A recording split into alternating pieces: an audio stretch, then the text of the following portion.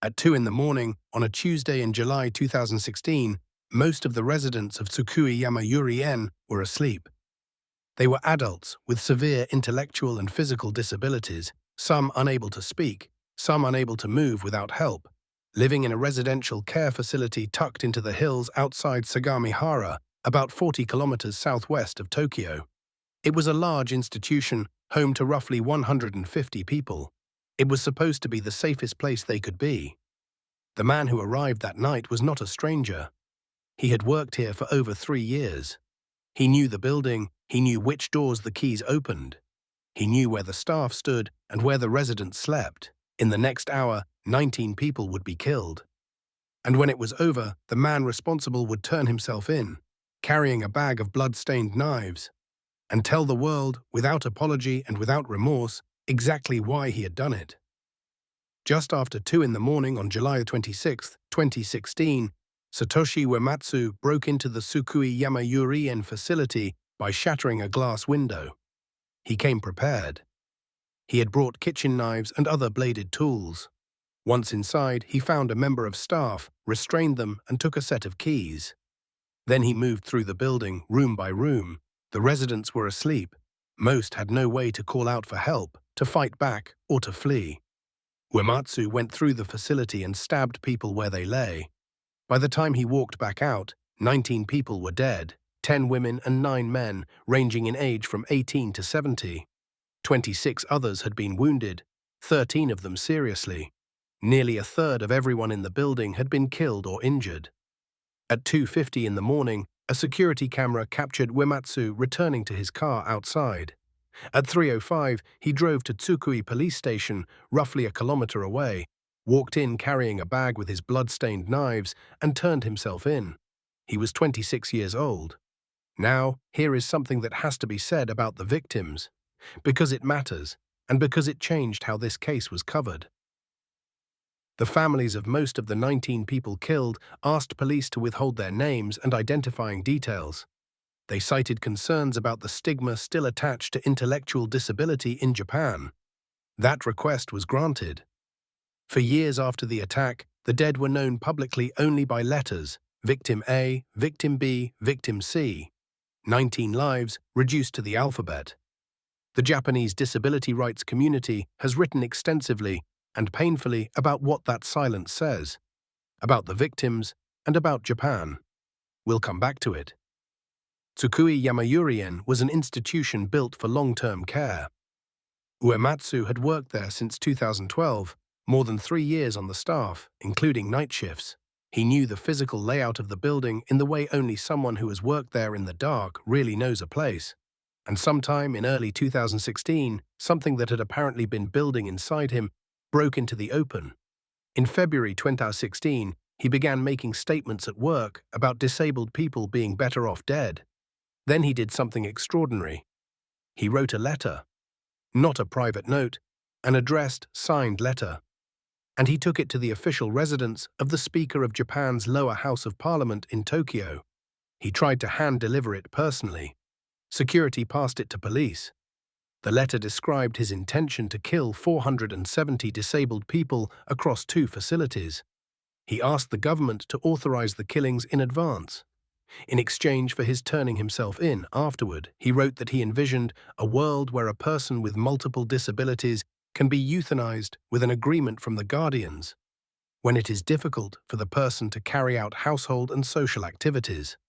He wrote that carrying out these killings would revitalize Japan's economy, and, this part is hard to sit with, that it might even help prevent a future world war.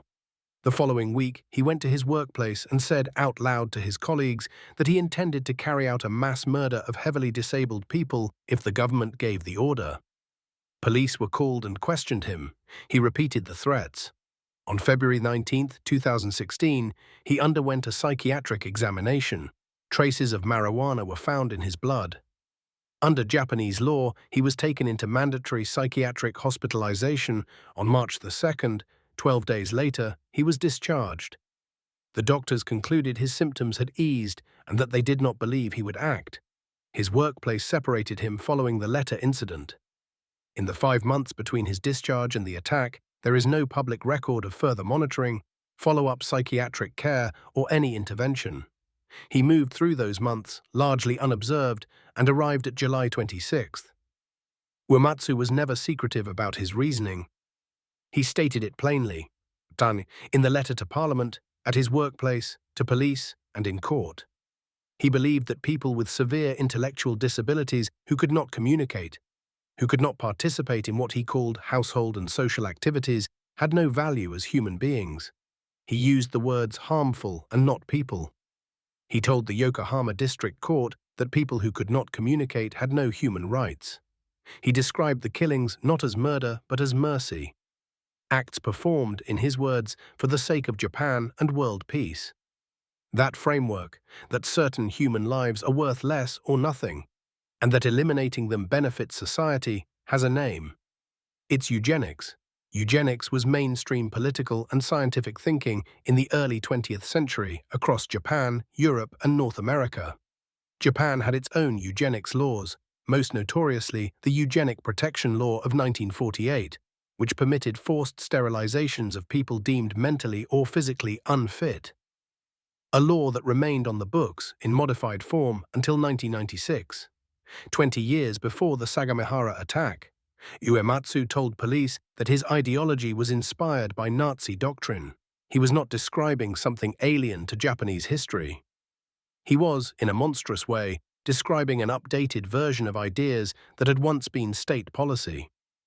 Let me be clear up front, this section is not a clinical diagnosis. I'm not a psychiatrist. This is an attempt to understand how a person arrives at this, not to excuse it. Most perpetrators of mass killings carry a personal grievance. They feel wronged by the world, by a specific institution, by a person. The violence is revenge, or a cry of rage. Uematsu is different in a way that is genuinely unsettling. He felt no personal grievance against his victims. He did not know them as individuals. He had decided on ideological grounds that an entire category of human beings was unworthy of life. What he did was not an explosion of rage. It was something colder, a planned act of policy in his own mind. That matters for how we think about it. It suggests not a breakdown, but a building up. It said, based on accounts from former colleagues, that his attitudes became more extreme over the years he worked at the facility. That proximity to severely disabled people, rather than producing empathy, deepened his contempt. But I want to be careful with this. That is a second-hand account, filtered through shock and retrospect. It isn't established fact. What is documented is the timeline. A man who put his beliefs in writing, handed them to Parliament, repeated them at work and to police, and was released after 12 days of psychiatric hold. The psychiatric and legal communities in Japan debated this afterward at length. A 12-day hospitalization for someone who had made specific, detailed, named threats against a specific population? The doctors made their assessment, and by the standard clinical metrics, perhaps it was defensible. He understood what he was saying. He knew it was illegal. He was oriented to reality. The courts found him criminally responsible and in full control of his actions. But there is a harder question underneath the legal one. His belief system, the ideology driving the threats, was never really treated or addressed. What does it mean to clear someone of immediate psychiatric danger when the worldview that is generating the danger remains intact and unchallenged? That question doesn't have a clean answer, and it points to something that every country that has dealt with ideologically motivated violence has had to grapple with. The gap between psychiatric categories and the real-world danger posed by people whose violence is driven by belief, not psychosis. The Yokohama District Court sentenced Satoshi Uematsu to death on March 16, 2020. Before the verdict was read, he told the court he would not appeal, whatever the outcome. True to that, on March 30th, he formally withdrew the automatic appeal, making the death sentence final. In April 2022, from prison, he filed a request for a retrial. That request was dismissed in April 2023. As of the last available public reporting, he remains on death row at the Tokyo detention house. The attack became known in Japan as the Sagamihara Jiken, the Sagamihara incident. It prompted a national conversation about residential care institutions, about the psychiatric evaluation system, and about how Japan thinks about its most vulnerable citizens. It is worth noting that just months before the attack, in April 2016, a new anti-discrimination law for people with disabilities had actually come into force. The deadliest attack on disabled people in post-war Japanese history happened in the shadow of that progress. But perhaps the deepest wound, the one that doesn't appear in legal records, is the silence around the victims' identities. 19 people were killed. For years, their names were not spoken in public. Their families, under real social pressure, chose to shield their dead from the stigma that still follows intellectual disability in Japan, even in death. Think carefully about what that means. It means that even after being murdered, these 19 people faced the possibility of being defined and diminished by a label. In recent years, some families have chosen to speak. Some victims have been named and remembered publicly by name. Disability rights advocates have argued, consistently and correctly, that these people deserve to be known, that naming them honors them, that reducing 19 human beings to letters on a list is its own kind of erasure. Uematsu killed his victims because he believed their lives had no value. The quiet, determined insistence of their families and advocates that they be remembered by name is the most direct possible answer to that belief. 19 people existed. They had names. They slept in their beds on a summer night, and someone who was supposed to be there to help them took everything from them, and they deserve better than to disappear from the record. Thanks for watching. If you think about these things too, if you believe that understanding what made something possible is the first step towards stopping the next one, subscribe and stick around.